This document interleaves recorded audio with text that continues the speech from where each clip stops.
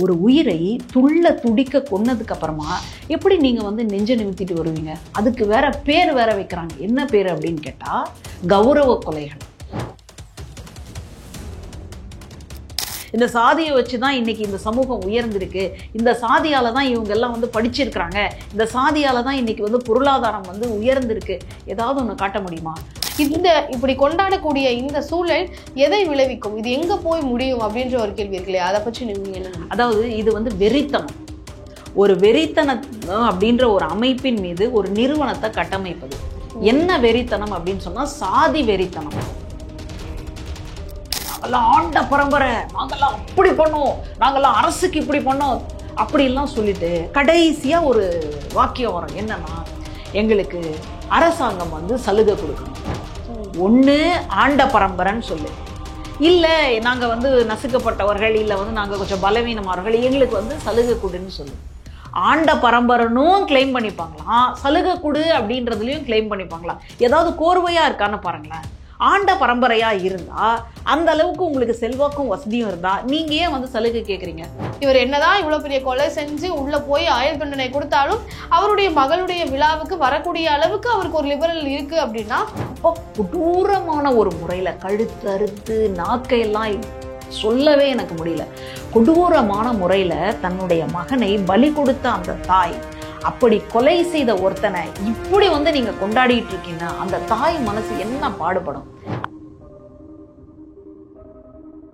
ஒரு காலத்துல சாதி அப்படி பார்த்தாங்க, செருப்பு கூட போட விட மாட்டாங்க. இப்ப இந்த அளவுக்கு மாறி இருக்குல்ல, அப்ப இதுக்கப்புறம் இன்னும் ஒரு 20 வருஷத்துல சாதியே இல்லாம போயிடும். எரிஞ்சிட்டு இருக்கு, அது அதுவா அடங்கும் அப்படின்றாங்க இல்லையா? அந்த எரியக்கூடிய அந்த தன்மை இவங்க வீட்டுக்குள்ள, இவங்க குடும்பத்துல, இவங்க இடத்துல, இவங்க சமூகத்துல வந்தாதான் அந்த எரிச்சல் என்னன்றதையும் உங்களுக்கு தெரியும். அதுவா அணையும். எப்போ இருக்கிற எல்லாத்தையும் எரிச்சு முடிச்சுட்டு அணைஞ்சிடும்.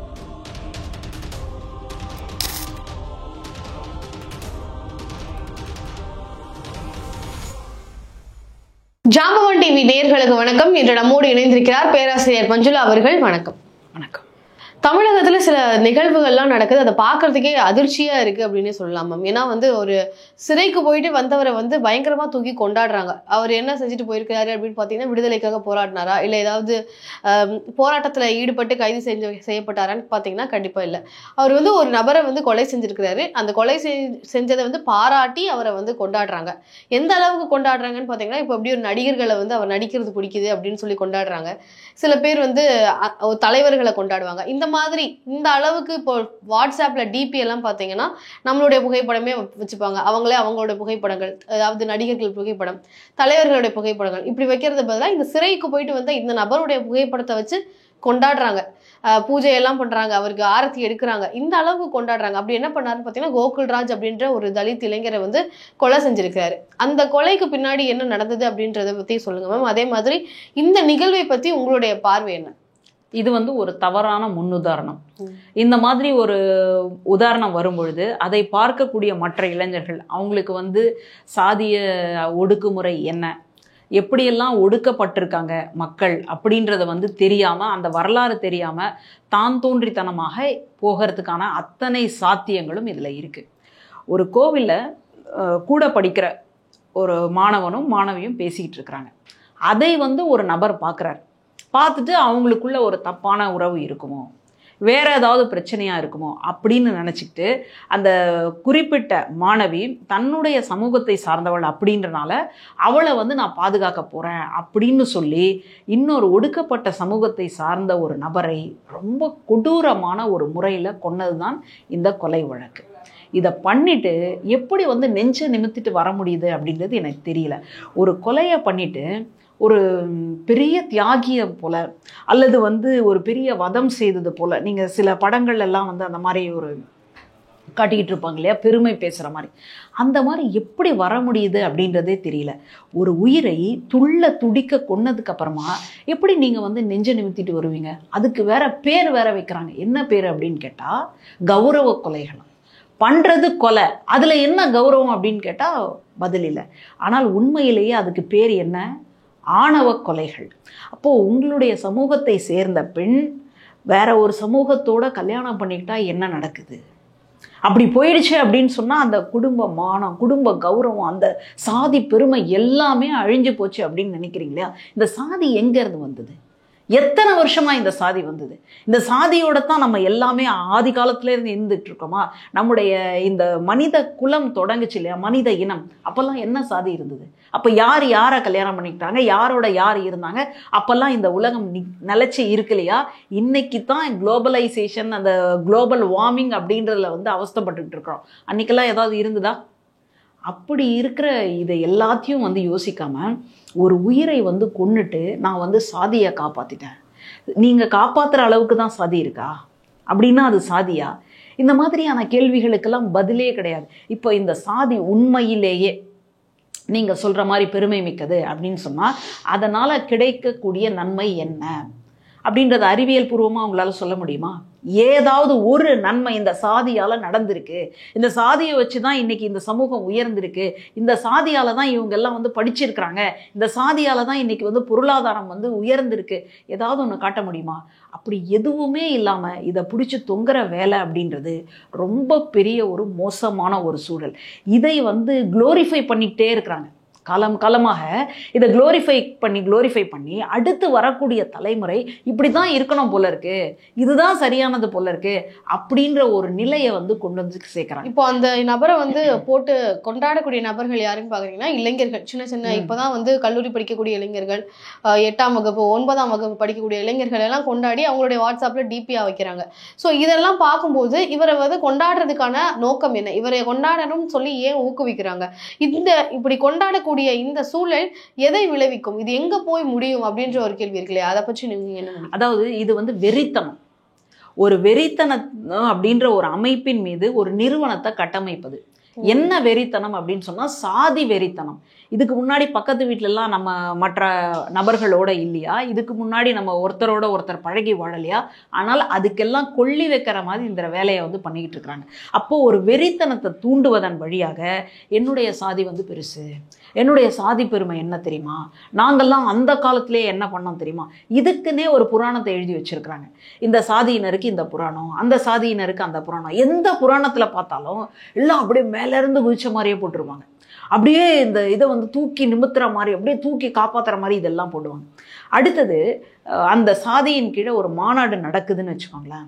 அந்த மாநாட்டில் என்ன பேசுவாங்கன்னா, நாங்கள்லாம் யார் தெரியுமா, நாங்கள்லாம் ஆண்ட பரம்பரை, நாங்கள்லாம் அப்படி பண்ணோம், நாங்கள்லாம் அரசுக்கு இப்படி பண்ணோம் அப்படிலாம் சொல்லிட்டு கடைசியாக ஒரு வாக்கியம் வரும். என்னன்னா, எங்களுக்கு அரசாங்கம் வந்து சலுகை கொடுக்கணும். ஒன்று ஆண்ட பரம்பரைன்னு சொல்லு, இல்லை நாங்கள் வந்து நசுக்கப்பட்டவர்கள், இல்லை வந்து நாங்கள் கொஞ்சம் பலவீனமானவர்கள், எங்களுக்கு வந்து சலுகை கொடுன்னு சொல்லு. ஆண்ட பரம்பரனும் கிளைம் பண்ணிப்பாங்களாம், சலுகை கொடு அப்படின்றதுலையும் கிளைம் பண்ணிப்பாங்களாம். ஏதாவது கோர்வையாக இருக்கான்னு பாருங்களேன். ஆண்ட பரம்பரையாக இருந்தால் அந்த அளவுக்கு உங்களுக்கு செல்வாக்கும் வசதியும் இருந்தால் நீங்கள் ஏன் வந்து சலுகை கேட்குறீங்க? அப்போ சலுகை கேட்குற அளவுக்கு தானே உங்களுடைய இது வந்து இருக்குது அப்படின்றத வந்து முதல்ல புரிஞ்சுக்கோங்க. அதை விட்டுட்டு நாங்கள் வந்து ஆண்ட பரம்பரை அப்படின்னு குளோரிஃபை பண்ணுவதன் வழியாக அடுத்து வர்றவங்களுக்கு என்ன வரலாறு அப்படின்னே தெரியல. வாட்ஸ்அப் தான் வரலாறுன்னு நினச்சிக்கிறோம். வாட்ஸ்அப்பில் எவ்வளவு வந்து மோசமான கருத்துக்கள்லாம் பதியப்படுது அப்படின்றது தெரியவே இல்லை. கொரோனா காலங்களில் ரொம்ப மோசமான ஒரு கருத்து சொல்லிட்டு இருந்தாங்க. என்னன்னா, இந்த பஞ்சு மிட்டாய் கவர் இருக்கு பாருங்க, அந்த பஞ்சு மிட்டாய் பைக்குள்ள அதாவது குறிப்பிட்ட சிறுபான்மையினர் தங்களுக்கு வந்து கொரோனா வந்து அந்த கொரோனா இதை வந்து ஊதி அதில் வந்து பஞ்சு மிட்டாயை போட்டு விற்கிறாங்க அப்படின்னு சொன்னாங்க. நம்ம ஆளுங்களும் ஐயோ ஆமாம் போல இருக்கு, அவங்க ஏன் அந்த மாதிரி விற்கிறாங்க அப்படின்னு கேட்டால், பெரும்பான்மை மதத்தவங்களை வந்துட்டு கொள்வதற்காக இந்த மாதிரி ஒரு திட்டத்தை வந்து கையில் எடுத்திருக்கிறாங்க. நம்மளும் அப்படியே அப்படின்னு எல்லாம் நம்ம நம்பலை. ஆனால் நம்புவதற்குன்னு சில பேர் இருக்காங்க இல்லையா, அப்படி ஒரு சமூகம் உருவாயிட்டு இருக்கு இல்லையா, அந்த சமூகம் தான் இவங்களை என்ன பண்ணுதுன்னா, எங்கள் ஐயா மாதிரி வருமா, எங்கள் தலைவன் மாதிரி வருமா அப்படின்னு அவர் போகும்போதே அவருக்கு பின்னாடி ஒரு பின்னணி இசை வேற. இந்த தேசத்துக்காக உயிர் தியாகம் செய்த தலைவர்களை பற்றி தெரியுமா? இந்த மொழிக்காக உயிர் தியாகம் செய்த தலைவர்களை பற்றி தெரியுமா? எத்தனை பேர் வந்து சமூக போராளிகளாக மாறி ஒடுக்கப்பட்ட மக்களினுடைய குரலாக ஒழிச்சு கடைசியில் அவங்க உயிர் தியாகம் பண்ணதெல்லாம் இவங்களுக்கு தெரியுமா? இந்த வரலாறை எல்லாம் படிக்காமல் வாட்ஸ்அப்பில் வரக்கூடியதை அதுக்கப்புறம் இந்த மாதிரி குளோரிஃபை பண்ணி வைக்கிறாங்க இல்லையா, இதையெல்லாம் பார்த்து இன்னைக்கு இளைய தலைமுறை வந்து மோசமான ஒரு இடத்துக்கு போயிட்டுருக்கே அப்படின்றது தான் நம்முடைய ஒரு மிகப்பெரிய ஒரு கதறலாக இருக்குது. இப்போ முதல் வன்முறை செய்யறாங்க இல்லையா மேம்? இப்போ வந்து இந்த நபர் வந்து போய் பேசிட்டு இருந்தாரு, கோகுல்ராஜ் வந்து அந்த சமூகத்தை சேர்ந்த ஒரு பெண் கிட்ட பேசிட்டு இருந்தாருன்னு போய் அவரை வெட்டி கொண்டிருக்காங்க அப்படின்றத பார்க்க முடியுது. இப்போ முதல் வன்முறையை ஈடுபடுறவரை வந்து கொண்டாட ஆரம்பிக்கிறாங்க, இவர் வந்து ஒரு தியாகியாக பாக்குறாங்க. இதுதான் எல்லா இடத்துலயும் பாத்தீங்கன்னா ஒரு தேசபக்தனாக வேற ஏதாவது ஒரு சூழல்ல அப்படி பாக்குறாங்க. ஆனா ஒரு எதிர் வன்முறை, இப்போ அதே பாதிக்கப்பட்ட நபர்ல இருந்து நீங்க எப்படி இவரை கொல்லலாம்னு சொல்லி எதிர் வன்முறை வரும்போது அந்த இடத்துல வந்து அது வன்முறையாக மட்டும் பார்க்கப்பட்டு அவரை வந்து அவருக்கான தண்டனைகள் கொடுக்கப்படுது. முதல்ல வன்முறை அப்படின்றதே தவறானது அப்படின்றத கண்டிப்பா பதிவு பண்றோம். ஆனா இந்த இடத்துல வந்து அப்போ அந்த சைட்ல இருந்து ஒருத்தர் வந்து திருப்பி ஒரு ரிவெஞ்ச் எடுக்கிறாரு அப்படின்னா அந்த ரிவெஞ்சை தூண்டுறதே வந்து இப்போ இந்த மாதிரியான நடவடிக்கைகளா தானே இருக்கு. இவரை வந்து கொண்டாடுறதாக இருக்கட்டும், இவர் என்னதான் இவ்வளவு பெரிய கொலை செஞ்சு உள்ள போய் ஆயுள் தண்டனை கொடுத்தாலும் அவருடைய மகளுடைய விழாவுக்கு வரக்கூடிய அளவுக்கு அவருக்கு ஒரு லிபரல் இருக்கு அப்படின்னா அது எவ்வளவு பெரிய விஷயமா இருக்கு. அப்போ அந்த பாதிக்கப்பட்டவனுடைய மனநிலை இதன் மூலமாக எப்படி மாறும்? கிட்டத்தட்ட பல ஆண்டுகளாக போராடி அந்த வழக்க கையில எடுத்து நடத்தின கோகுல்ராஜுடைய தாயினுடைய மனநிலை இதையெல்லாம் பார்க்கும் பொழுது எப்படி இருக்கும்? இதை பத்தி சொல்லுங்க மேம். யோசிச்சு பாருங்களேன், ஒரு உயிரை வந்து பறிகொடுத்து இருக்கக்கூடிய ஒரு குடும்பம் அது வந்து இந்த மாதிரி ஒரு தன்னுடைய மகனை வந்து மோசமான ஒரு கொலை அப்படின்னா கூட கொஞ்சம் ஒரு கருணை கொலையெல்லாம் நம்ம இதில் உண்டு. ஏன்னா ரொம்ப முடியாமல் இருக்கிறாங்க அப்படின்னு சொன்னால், அவங்க வாழ முடியல அப்படின்னு சொன்னால் அவங்கள வந்துட்டு ஒரு கருணை கொலை பண்ணுவது அப்படின்றது சட்டத்தில் எங்கேயோ ஒரு இடத்துல அது இதுக்கு வந்து உண்டு. ஆனால் இது ரொம்ப கொடூரமான ஒரு முறையில் கழுத்தறுத்து நாக்கையெல்லாம் சொல்லவே எனக்கு முடியல, கொடூரமான முறையில் தன்னுடைய மகனை பலி கொடுத்த அந்த தாய், அப்படி கொலை செய்த ஒருத்தனை இப்படி வந்து நீங்கள் கொண்டாடிட்டு இருக்கீங்கன்னா அந்த தாய் மனசு என்ன பாடுபடும்? அந்த பெத்த வயிறு எவ்வளோ பத்தி எரியும்ல. அப்போ அது மட்டும்தான் அது வந்து உயிராக உங்களுக்கு தெரியலையா? அப்போ அதுக்குள்ளே வந்து நீங்கள் வந்து சாதியை வச்சு ஒரு வன்கொடுமை பண்ணியிருக்கீங்களே, அப்போ அந்த போன உயிரை உங்களால் மீட்டு தர முடியுமா? இப்போது அவங்க 2 பேருக்குள்ள காதல் இருந்ததா அது தெரியல, அவங்க 2 பேருக்குள்ள வேற ஏதாவது பிரச்சனை ஓடிட்டு இருந்தா அது தெரியல. அந்த நீங்க ஒரு பெண் சொல்றீங்க இல்லையா, மாணவி, அந்த மாணவிக்கும் இவருக்கும் கொலை செய்தார் இல்லையா, இவருக்கும் என்ன சம்பந்தம்? ஏதாவது ரத்த சம்பந்தமா அல்லது யுவராஜ் அவர்களுக்கும் ஏதாவது நண்பர்களா அப்படின்னு கேட்டா ஒண்ணுமே இல்லையா. அந்த பெண் யாருன்னே தெரியாது. ஆனால் அவள் என்னுடைய சமூகம். அதனால என்னுடைய சமூகத்தை சார்ந்த பெண் வேறொரு ஒடுக்கப்பட்ட சமூகத்தை சார்ந்த ஒரு பையனோட வந்து போயிடக்கூடாது, தன்னுடைய வாழ்க்கையை வந்து ஒப்படைச்சிடக்கூடாது அப்படின்றதுக்காக கொடூரமான முறையில வந்து கொண்டு இருக்கிறாங்க. காதல் அப்படின்றது வந்து இந்த சமூகத்தினர் கிட்டதான் வரணும், இந்த சமூகத்தினர் தான் காதலிக்கணும். முதல்ல காதலே பண்ணக்கூடாது. அப்படியே காதலே வந்தாலும் நீ இந்த சமூகத்தை தான் காதலிக்கணும், அது பேர் தான் காதல். வேற ஒரு சமூகத்தை வந்து நீ காதலிச்ச அப்படின்னா அது வந்து நாடக காதல், அது வந்து காதலே கிடையாது, அது வேற ஏதோ, அது பணத்துக்காக வரக்கூடிய காதல், அது தோற்றத்தை பார்த்து வரக்கூடிய காதல். இப்படி சித்தரிக்கிறத எப்படி பாக்குறீங்க? இதைத்தான் நம்ம சொல்றோம், இவங்களுக்கு தமிழ் மரபு அப்படின்றது தெரியல. அப்போ தமிழ் மரபை வந்து சுத்தமா வந்து புதைச்சிட்டு இவங்க இந்த வேலையை பார்க்குறாங்க. தமிழ் மரபு என்பது என்ன? அந்த காலத்துல வந்து இலக்கியங்கள் அப்படின்னு எடுத்தீங்கன்னா ஒன்று காதல் இலக்கியம், இன்னொன்று வீர இலக்கியம். காதல் இலக்கியத்துல என்ன பேசியிருக்கிறாங்க? தான் வந்து விருப்பப்படக்கூடிய ஒரு பெண், அந்த பெண் விருப்பப்படக்கூடிய ஒரு ஆண், அவங்க 2 பேருக்குள்ள காதல் ஏற்பட்டு அவங்க வந்து திருமணம் பண்ணி இருந்திருக்காங்க அப்படின்றத நம்ம காலமாக பேசிக்கிட்டு இருக்கிறோம். அப்போ அந்த இடத்துல எங்கேருந்து நாடக காதல் வந்தது? அந்த நாடக காதல் அப்படின்ற ஒரு வார்த்தையை கண்டுபிடிச்சது யார்? அந்த நாடக காதல்னு சொல்ல வேண்டிய அவசியம் என்ன? யாருக்காக அந்த நாடக காதலை நீங்க வந்து சொல்லி அவங்க கிட்ட இருந்து பணம் வாங்கிக்கிறீங்க? இதுதான் என்னோட கேள்வி.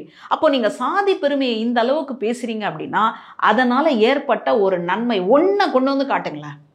இதனால இதெல்லாம் கிடைச்சதுப்பா, இதனால வாழ்க்கையில உலகத்துல இதெல்லாம் நடந்ததுப்பா அப்படின்னு ஏதாவது ஒண்ணு சொல்லுங்க. கௌரவமா இருக்கிறோம், சமுதாயத்துல எங்களால தலை நிமிர்ந்து நடக்க முடியுதுதான், அதுக்கு காரணம் வந்து எங்களுடைய சாதி. வேற ஏதாவது ஒரு பெண்ணை வேற ஏதாவது ஒரு சமூகத்துல கல்யாணம் பண்ணிக்கிட்டாங்கன்னா அந்த இடத்துல எங்க கௌரவமே போயிருதுன்னு சொல்லும் பொழுது அது எப்படி புரிஞ்சுக்கிறது?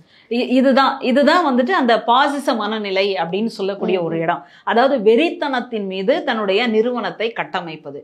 இப்போ வந்துட்டு இன்னொரு சமூகத்துல செய்வதனாலேயே வந்து உங்களுக்கு வந்து போயிடுது அப்படின்றீங்க இல்லையா. நான் ஒரே ஒரு உதாரணத்தை சொல்றேன். ஒரு அரசு மருத்துவமனையில் பிரசவத்துக்காக பெண்கள் வந்திருக்கிறாங்க. அவங்க எல்லாருக்கும் நிறைய பேர் இருப்பாங்க இல்லையா, அதில் வந்து ஒரே நேரத்தில் ஒரு 10-15 பேருக்கு பிரசவ வலி ஏற்பட்டு குழந்தை பிறக்குது. அந்த குழந்தைங்களை வந்துட்டு தூய்மைப்படுத்தி மறுபடியும் கொண்டு வந்து வைப்பாங்க. அந்த மாதிரி எடுத்துகிட்டு போகும்பொழுது எண்கள் போட்டிருப்பாங்க. குழந்தை பெருசாக வந்து வித்தியாசம் தெரியாது. பிறந்த குழந்தையில இந்த குழந்தை, இந்த தாயினுடைய குழந்தை எது, அந்த தாயினுடைய குழந்தை எது அப்படின்னு பெருசா வித்தியாசம் தெரியாது, நம்பரை ஏதோ போட்டு வச்சிருப்பாங்க. அப்படி எடுத்துட்டு போய் அவங்க சுத்தப்படுத்தி எடுத்துட்டு வரும்பொழுது நடக்காது. ஆனால் ஒருவேளை இந்த 1ஆம் நம்பர்ல இருக்கக்கூடிய குழந்தை 2ஆம் நம்பருக்கு மாறி, 2ஆம் நம்பர்ல இருக்கக்கூடிய குழந்தை 1ஆம் நம்பருக்கு மாறினா என்ன செய்ய போறீங்க? அந்த மாதிரி மாறலன்னு உங்களால அடிச்சு சொல்ல முடியுமா? இல்ல, நம்ம அந்த மாதிரி குழப்பத்தை ஏற்படுத்தணும் அப்படின்னு சொல்லல. அப்படி இருக்கக்கூடிய ஒரு சூழல்ல நீங்க எப்படி வந்து ஜாதி பெருமையை பேச முடியும்? சரி, இப்போ இந்த அளவுக்கு சொல்றீங்க இல்லையா, ஆதி காலத்துல நம்முடைய மக்கள், தமிழ் மக்கள் எங்க இருந்தாங்க அப்படின்னா மலைகள்ல தான் இருந்தாங்க. அப்ப மலையில இருக்கக்கூடிய பழங்குடி இனம் தான் நம்முடைய இனம், அங்க இருந்தா தொடங்குச்சு. அப்ப நீங்க எந்த சாதியை சொல்ல போறீங்க? பழங்குடி இனம்னு சொல்ல போறீங்களா? இல்ல இன்னைக்கு புதுசா ஏதோ சொல்றாங்க இல்லையா, தலையில இருந்து பிறந்தவன் ஒருத்தன், தோல்ல இருந்து பிறந்தவன் ஒருத்தன், கால்ல இருந்து பிறந்தவன் ஒருத்தன் அப்படின்னு சொல்றாங்க இல்லையா, அந்த சாதியை சொல்ல போறீங்களா? சொல்லுங்க, மனசாட்சியோட சொல்லுங்க. உலகம் தொடங்கிய நாள்ல முதல்ல வந்து மலைகள்ல தான் வாழ்க்கை. அப்போ மலையில இருந்து இருக்கக்கூடிய மக்களை என்னன்னு சொல்றோம்? பழங்குடியினர். அப்போ உங்களுடைய இனம் எது? பழங்குடியினம் தானே? இல்ல, அப்போ நீங்க வந்துட்டு இந்த தமிழ் சாதி கிடையாது அப்படின்னு சொன்னா அப்ப என்ன சாதி? நீங்க தமிழ்நாட்டை சாராத ஒரு மக்கள் வந்து இந்த இடத்துல வந்து ஆக்கிரமிச்சிருக்கீங்களா? அப்ப இங்க இருந்து வெளிநடப்பு செய்ய போறீங்களா? அப்ப இங்க இருக்கக்கூடிய மரபு, பண்பாடு, பழக்க வழக்கம் இது மேல உங்களுக்கு நம்பிக்கை கிடையாதா? அப்படி நம்பிக்கை இல்லாதவங்க எதுக்கு இந்த இடத்துல இருக்கணும்? அப்போ ஒடுக்கப்பட்ட சமூகத்தை சார்ந்தவர்கள் இந்த இடத்துல இந்த மண்ணினுடைய பெருமையோட வாழ்ந்துட்டு இருக்கிறாங்க. அவங்கள கொல்லுவதற்கான உரிமை உங்களுக்கு இருக்கா? தனக்கு பிறந்த குழந்தையா இருந்தாலும் கொல்லக்கூடிய உரிமை அந்த பெற்றோர்களுக்கே கிடையாது. அதான் சட்டம் சொல்லுது. அப்படி இருக்கும் பொழுது இன்னொருத்தருடைய ஒடுக்கப்பட்ட சமூகத்தை சார்ந்த ஒரு நபர், அதுலயும் அவங்க வந்து படிச்சிட மாட்டாங்களா அப்படின்றதுக்காக அரசாங்கம் இந்த அளவுக்கு வந்து இடஒதுக்கீடு கொடுத்து சலுகை கொடுத்து அவங்கள படிக்க வச்சிட்டு இருக்கு. அப்படி படிப்புக்கு வந்த ஒரு இடத்துல ஒரு பையனை வந்து நீங்க இந்த அளவுக்கு கொடூரமா கொண்டு இருக்கீங்கன்னா இதுக்கப்புறம் நீங்க சாதியை வளர்த்து என்ன செய்ய போறீங்க? இந்த சாதி வந்து உங்களை என்ன பண்ண போகுது? அதுலயும் எனக்கு என்ன ரொம்ப பெரிய ஒரு வருத்தம் அப்படின்னு சொன்னா, அந்த குடும்பத்துல இருக்கக்கூடிய ஒரு பெண் பேசுறாங்க. பெண்கள் எவ்வளவு இரக்கமானவர்கள். ஏன் வந்துட்டு நம்ம பெண்களை அந்த அளவுக்கு சொல்றோம் அப்படின்னு சொன்னா, தாய் அப்படின்னும் எது வந்து பாதுகாக்குதோ அது தாய். முதல்வரை கூட சில நேரம் தாய் அப்படின்னு சொல்லுவாங்க, தாயுமானவன் அப்படின்னு. என்ன அர்த்தம் அப்படின்னு கேட்டா, தாய்மை பண்புக்கு தான் எல்லாரையும் அரவணைச்சு கூட்டிட்டு போகக்கூடிய ஒரு பண்பு உண்டு. ஆனா அந்த அம்மா சொல்றாங்க, அந்த வீட்டுல இருக்கக்கூடிய அந்த பெண்மணி, என்னுடைய கணவர் குற்றம் சாட்டப்பட்டு தான், அதாவது இன்னும் குற்றம் நிரூபிக்கப்படலை அப்படின்ற மாதிரியே பேசுறாங்க. ஆனால் உண்மையிலேயே அவர் தண்டனையோடு அங்க இருக்கிறார் சிறைச்சாலைக்குள்ள. ஒரு தன்னுடைய மகளினுடைய நிகழ்ச்சிக்காக, அவளுடைய அந்த சடங்கு நிகழ்ச்சிக்காக அவர் வந்து பரோல்ல வெளியில வந்திருக்கிறார் அப்படின்னு தான் சொல்றாங்க. விடுதலையாகி வெளியில வந்திருக்கிறாருன்னு சொல்லல.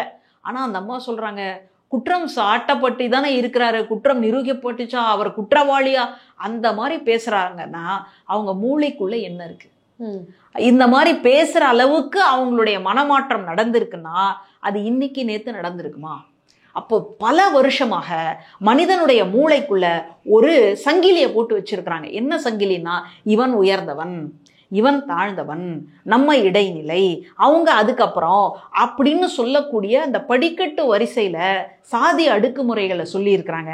அதனால இப்ப இவங்க இடைநிலை சாதிக்காரங்களுக்கு கூட என்ன ஒரு பெரிய சந்தோஷம்னா, நமக்கு கீழே ஒருத்தன் இருக்கான், அவனை நம்ம காலால உதைப்போம் அப்படின்ற ஒரு மனநிலை இருக்கிறனால தான் இந்த சாதி ஒடுக்குமுறைகளை, இந்த வர்ணாசிரம நிலைப்பாடுகளை, இந்த படிக்கட்டுகளை எல்லாரும் ஏத்துக்கிட்டு இருக்கிறாங்க. இதுல இருந்து மாறணும் அப்படின்னு சொன்னா நிச்சயமாக ஒரு மனமாற்றம் வர வேண்டும். அந்த மனமாற்றம் வராம எது தடுக்குது அப்படின்னு கேட்டா, இந்த மாதிரி சமூக வலைதளங்கள்ல இந்த மாதிரி ஒரு குற்றவாளிக்கு வந்துட்டு இந்த அளவுக்கு வரவேற்பு கொடுக்கறது, அவருக்கு பின்னாடி ஒரு பின்னணி இசை கொடுக்கறது, தலைவான்றது, உன்ன மாதிரி உண்டான்றது, அவருடைய படத்தை வந்து டிபியா எடுத்து வைக்கிறது, இது எல்லாம் தான் இதற்கு முட்டுக்கட்டையாக நிற்கின்றது. ஓகே மேம், இப்போ தமிழகத்துல எல்லாருக்கும் அதிர்ச்சி தரக்கூடிய வகையில இந்த ஒரு சம்பவம் நடந்திருக்கு. அதாவது சாதிய வன்கொடுமைகள் நடந்துகிட்டு இருக்கு, அதுவே வந்து தவறான ஒரு செயல் தான். அதுவும் இருந்துட்டு இருக்கதே நம்மளால பார்க்க முடியுது. இவ்வளோ வளர்ந்த மாநிலத்துல இதெல்லாம் நடந்துட்டு இருக்கேன்றதே ஒரு அதிர்ச்சியா தான் இருக்கு. அதை தாண்டி அது செஞ்ச நபரை யார் கொலை செய்யறாரோ அதை வந்து அவரை கொண்டாடக்கூடிய அளவுக்கு இப்போ தமிழகத்துல நடந்துட்டு இருக்குன்னு சொல்லும்பொழுது, ஜாதியெல்லாம் இன்னும் இல்லை, ஜாதியெல்லாம் போயிருச்சு, ஜாதியெல்லாம் இப்போ யாரு பார்க்குறா அப்படி சில நபர்கள்.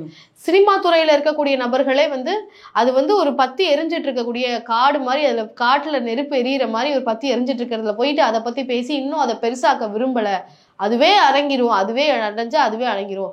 இந்த மாதிரி புரிதல்ல சில பேர் இருக்காங்க. சில பேர் வந்து சர்நேம்ஸ் வச்சுப்பாங்க, ஜாதியுடைய சர்நேம்ஸ் இருக்கும், அது வந்து அது என்னுடைய ஃபேமிலி நேம் அப்படின்னு சொல்லி அந்த மாதிரியான விஷயங்கள் இருக்கு. அது அந்த சர்நேம்ஸை போக்குறதுக்காக என்னென்ன நடவடிக்கைகள்லாம் எடுக்கப்பட்டிருக்கு. ஆனாலும் அதை வந்து பிரபலமான இருக்கக்கூடியவர்களும் அதை பின்பற்றிட்டு தான் இருக்கிறாங்க, அது இருந்துட்டு தான் இருக்கு. ஸோ இந்த மாதிரியான புரிதல்கள் இப்போ சமூக நீதியா போற்றக்கூடிய படங்கள் வந்து தமிழ் சினிமாவில் வந்துகிட்டே இருந்தாலும் இந்த புரிதல் இருக்கக்கூடிய பிரபலமான இயக்குநர்களாக இருக்கட்டும், திரைத்துறையில் இருக்கக்கூடிய பல பேர் இருந்துட்டு இருக்கிறாங்க. மக்கள், சாமானிய மக்களும் இதே புரிதலோடு இருக்காங்க. அதை அப்படியே விட்டிங்கன்னா அதுவே மாறிடும். ஒரு காலத்துல சாதி அப்படி பார்த்தாங்க, செருப்பு கூட போட விட மாட்டாங்க, இப்போ இந்த அளவுக்கு மாறி இருக்குல்ல, அப்ப இதுக்கப்புறம் இன்னும் ஒரு 20 வருஷத்துல சாதியே இல்லாம போயிடும், அதான் நடக்கும், நீங்க பேசி பேசிதான் அதை பெருசாக்குறீங்க அப்படின்ற இந்த மனநிலையை எப்படி புரிஞ்சுக்கிறது, இதை எப்படி பார்க்கணும்? இது வந்து உண்மையிலேயே ரொம்ப சரியான ஒரு கேள்வி, ஒரு தேவையான ஒரு கேள்வி.